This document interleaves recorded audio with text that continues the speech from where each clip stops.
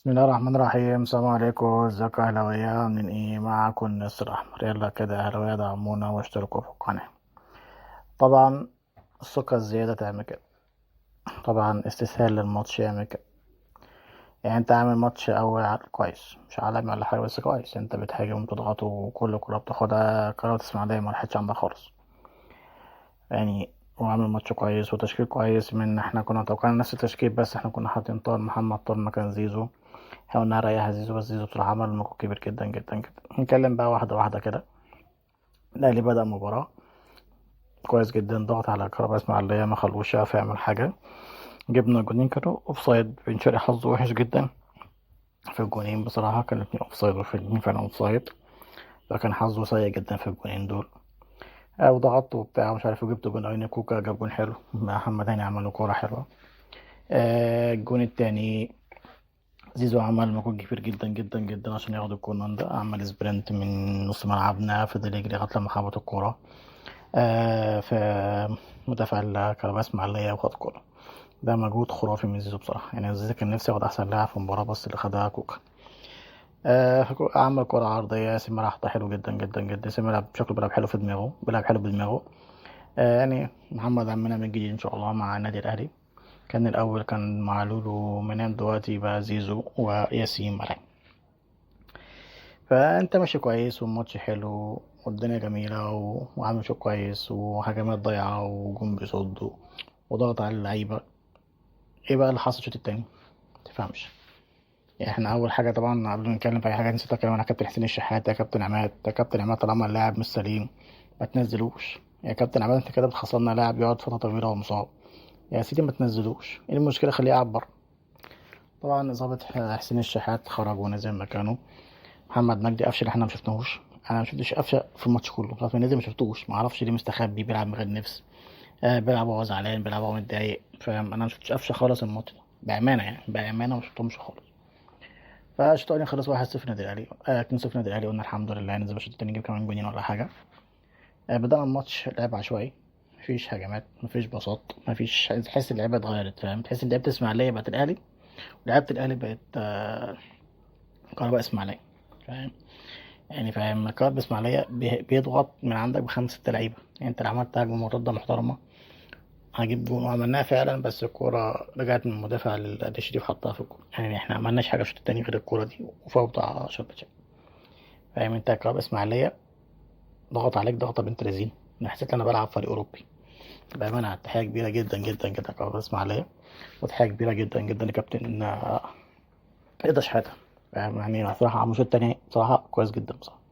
يعني فاهم انت؟ داخل في الجون عندهم واد اسمر كده ملوش حل بصراحة، بيمسك اي حد يرقصه ما شاء الله عليه يعني. فانت جبت جه في الجون الاولاني، فقلنا ماشي، نمسك نفسنا بقى ونضغط وبتاع. لا، لقينا الجون التاني، بس الجون التاني صراحة برضه بتاعهم حلو. بصراحة هما لعيبة كويسة بصراحة. الشوط التاني عملوا ماتش يعني عجبني بصراحة، ماتش كهرباء اسماعيلية بصراحة. فاهم؟ فانت الجون التاني كورباك في الزاوية البعيدة عن الشناوي، ماشي بتاعتك مش بتاعتك يا شناوي. فاهم؟ طب نلعب بقى كورة، نمسك كورة، مفيش والله ما في. انت مفيش هجمة عملتها في الشوط التاني، مفيش باصة، مفيش جمل تكتيكية عملتها الشوط التاني. هي فاول كده ربنا كرمهولنا كده من بره 18، احنا قلنا طبعا 90% مش هتيجي، ما عندناش حد يلعب فيها كويس، فالحمد لله اشرف بن شرقي ربنا كرمه وحطها جول.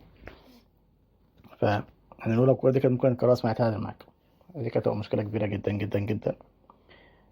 ومحمد الشناوي طبعا فضل ماسك الكورة أكتر من 8 ثواني لغاية لما حسب عنها كورنر. تحس إن الماتش ده مش بتاعك، فاهم؟ تحس إن هي كلها، فاهم الدنيا؟ يعني أنت كده الحمد لله نحمد ربنا إحنا فزنا، فاهم؟ يعني أنت لو بتلعب مثلا فريق رخم وعنده لعيبة بتهاجم وبتاع، هي ممكن كان يعمل معاك جلاشة يعني.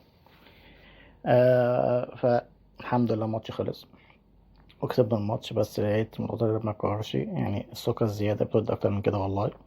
احنا كده إن قبل الماتش الثقة الزيادة دي ممكن توديك في داهية يعني، فاهم؟ يعني احنا كنا عايزين نستغل تعثر الزمالك لو تعادل مع غزل المحلة، فاهم؟ وانت كده بقيت الأول معاهم، فرق بقى نشوف فرق أهداف المصري.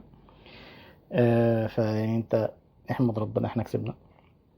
إلا يعني بصراحة الناس اللي عجبوني النهارده بصراحة في الماتش النهارده كان هاني كويس، ياسين ملا كان كويس، زيزو طبعا كان كويس، بن شرقي كان كويس.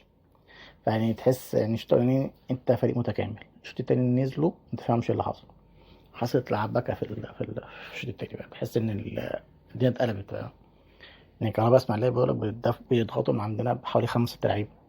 يعني انت اي هجمة مرتدة هتخلص الماتش بجون وتاني وتالت، بس احنا ما عملناش كده. كانت اللعيبة مستسهلة الماتش، جبنا 3 أجوان فقال لك بقى خلاص الماتش بقى بتاعنا. فده درس كويس للنادي الأهلي ولعيبة الأهلي، إن ما يستهتروش بالمنافس أيا كان مين هو، ولا حتى لو بيتلعب حتى لو بتلعبنا أنا وأصحابي باش نجيب فرق تانية عشان محدش يزعل مننا. فأنت لازم تحترم المنافس من أول دقيقة لآخر دقيقة. مينفعش تستهزأ بالمنافس. المنافس كان ممكن في لحظة كان ممكن يتعادل معاك، كان ممكن يغلبك، فاهم؟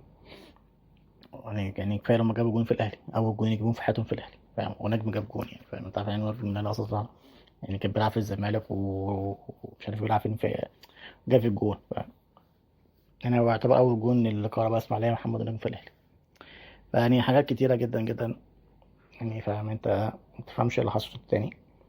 يعني عندنا النحاس واقف مش عارف بيعمل ايه برضه، يعني مفيش تعليم مفيش حاجة. أنت شايف فرقة يعني ما بتبصيش، ما بتعملش، ما بتلعبش. يعني أقول لهم حاجة يا كابتن عماد، أنت واقف على الخط ما تعملش حاجة، فاهم؟ يعني لا، حمس اللعيبة وزعق لهم. يعني لازم تحس إن في مدرب واقف بره بيزعق. يعني أنت مشوفش المدرب بتاع بيراميدز هو مستفز وكل حاجة، بس بيعمل اللي عليه. هو عماد علي ماهر بيعمل كده برضه. علي ماهر ممكن ينزلك الملعب، فاهم؟ فبصراحة يعني احنا ندعي الماتش خلص، الأهلي كسب الحمد لله 4-2. بس مين يخش في كده بالكهرباء اسماعيلية دي برضه صعبة. أنا كنت متوقع الأهلي يكسب 3-0 4-0 بصراحة يعني، وكان هيجوا الأربعة جنون بتوع بن شرقي، بس طلعوا أوفسايد. لكن هذا كان عاجبني بن شرقي بصراحة. بن شرقي كان كويس، كان بيوقف على الكورة وكان بيباصي ومع عاجبني وزيه بصراحة يعني. فهم بصراحة يعني يعتبر أحسن 2 في الماتش. ديانج طبعا على مساحة كبيرة جدا جدا جدا لما نزل.